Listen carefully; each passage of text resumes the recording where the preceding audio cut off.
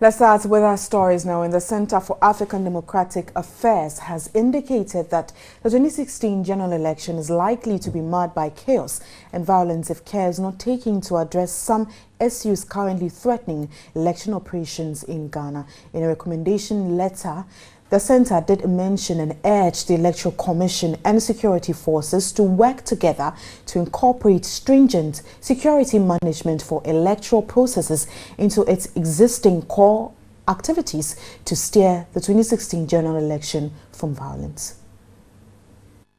The center urged the Electoral Commission to appoint an elections security officer or make a request to the police to get an experienced staff seconded to it as a focal point to oversee the design and implementation of a countrywide security plan in coordination with the security agencies. In a press release, the Center for African Democratic Affairs urged the Electoral Commission and Ghana security forces to work together to incorporate stringent security management for electoral processes into its existing core activities to steer 2016 general elections from violence. Kwame Damuajiman is the Director of Electoral Affairs for Center for African Democratic Affairs. The Commission has the ultimate responsibility for the total conduct of all the electoral processes. So leaving the security aspect to the police is not the right issue. You, the Commission, should take control of the security. Identify somebody either from the Commission or from the police services through the IGP to be the security focal point. The Commission will then look out for all the electoral threats, and then that committee will focus on that aspect to police the elections.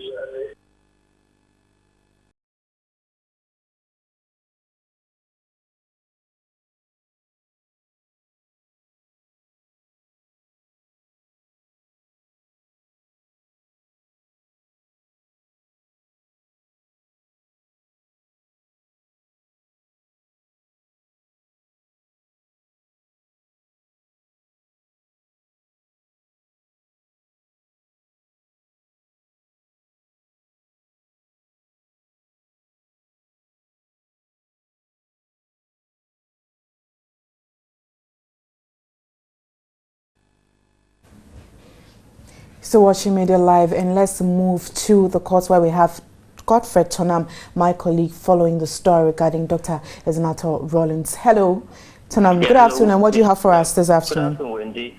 Yes, today, the first day, the Ezenato and then Dr. Ezenato Rawlings and Niyama Ashite, the incumbent member of Parliament for Klote constituency at the Supreme Court. You know, in the 19th of May ruling, the Supreme Court took over the case between these two parties, and where Niyama Ashite is challenging the eligibility of Dr. Ezenato Rawlings in the as a member of Parliament. I mean, as far a member of Parliament for the constituency. And now the Supreme Court is supposed to interpret the Constitution, what the Constitution says about somebody, whether somebody qualifies to contest or not. So today, when they appeared in court, the counsel for Niyama Ashite, Gary Nimakumafo, told the Supreme Court that he wants to review. He's calling for a review of the earlier ruling, the 4-1 ruling in favor of Dr. Ezenato Rawlings. That is what he came today to do. So he says that he's challenging that 4-1 ruling and he wants to review. So according to the rules, when you are reviewing, you're supposed to add 2 more judges.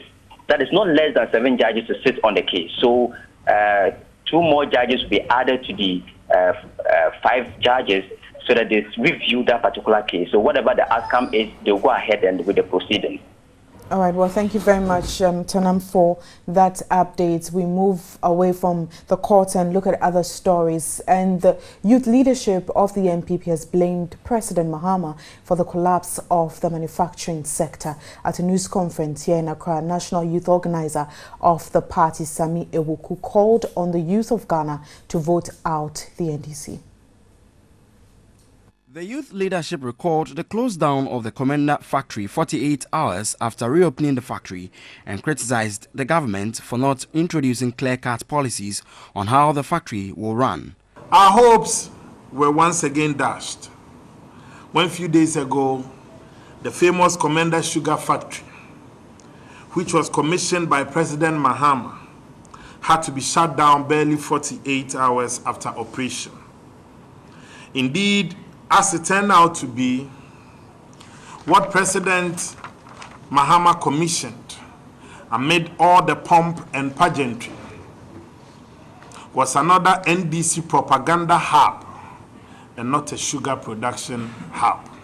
On postings for nurses and teachers, the National Youth Organizer, Sami Ewuku, asked government to indicate how it will address the problem. Graduate nurses and midwives who are officially bonded with government and successfully passed the licensing examination organized by the Nursing and Midwifery Council in 2013 and ended their national service rotation in January 2015, have had to stay home for over a year without being posted to various fields of work. This is wicked.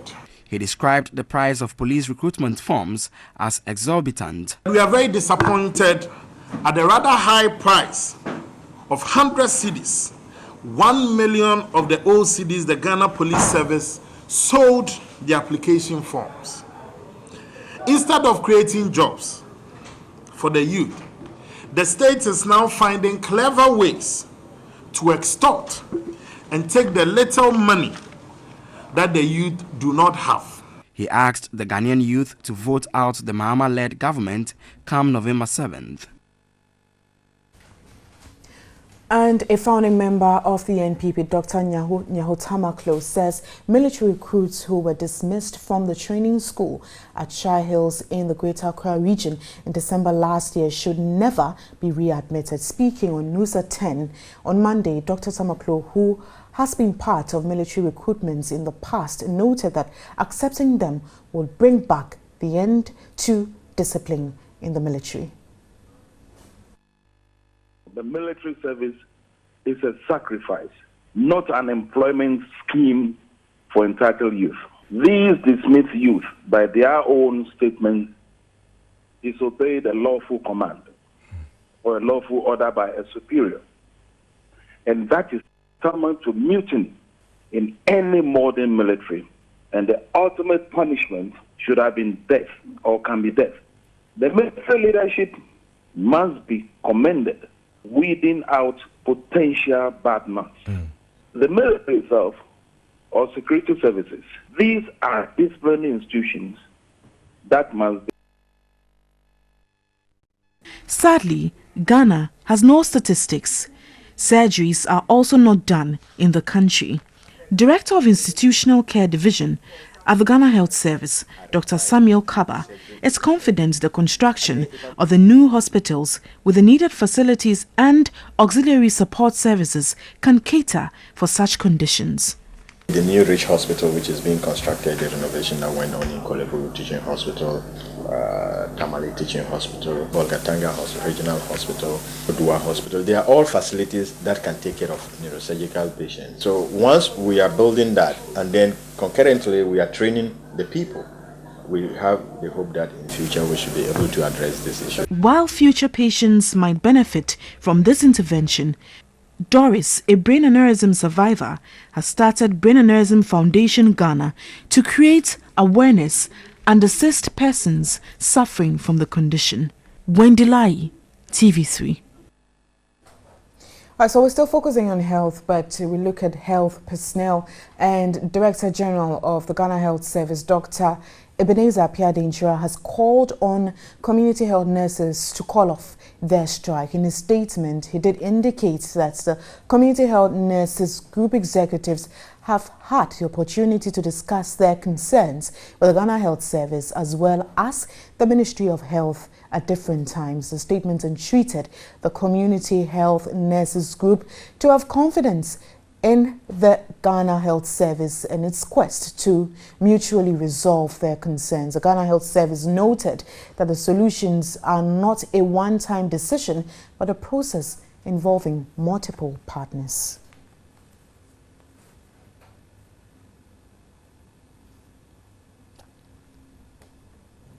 Right, so as you're aware, the coalition of 500 unposted allied health professionals have threatened to picket at the Flagstaff House due to the failure by government to post them to health centers across the country after national service. And the deadline given the government was yesterday, that was actually last week, Friday, that's 3rd June 2016. Now, according to the group, they're yet to hear from the government, although the deadline given government is long overdue. And this afternoon, I do have in the studio Pascal Kipo Al-Hassan.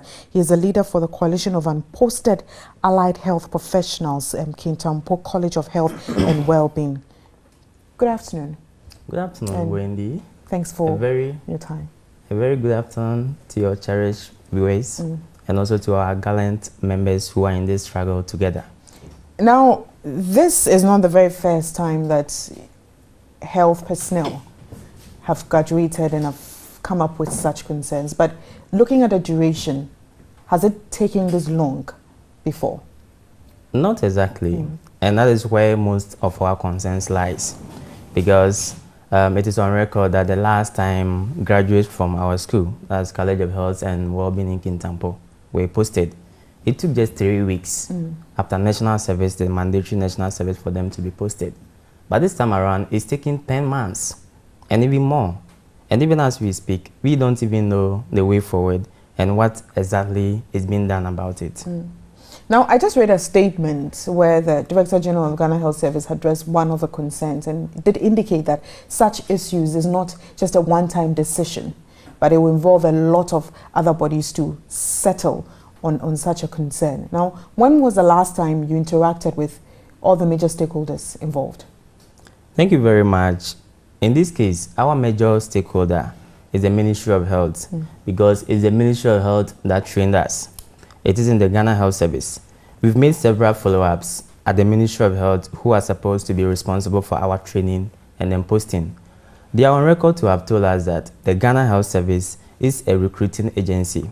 For that matter, the Ministry of Health will work on our training, after which we will be handed over to the Ghana Health Service.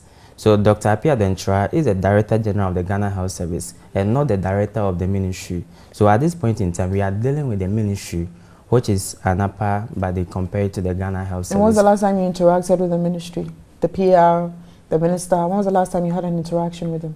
The last time was on 7th of last month. We've actually, after serving or going ahead to get the necessary documentation that requires that we are being posted. One of it was the license, getting a license to practice, as it became the standard practice now. We've actually went through the process of writing an exam to get this license. And of course, after that, we waited for a very long time. So we wrote a petition to the Minister of Health himself, to the Chief Director of the Human Resource at the Ministry of Health.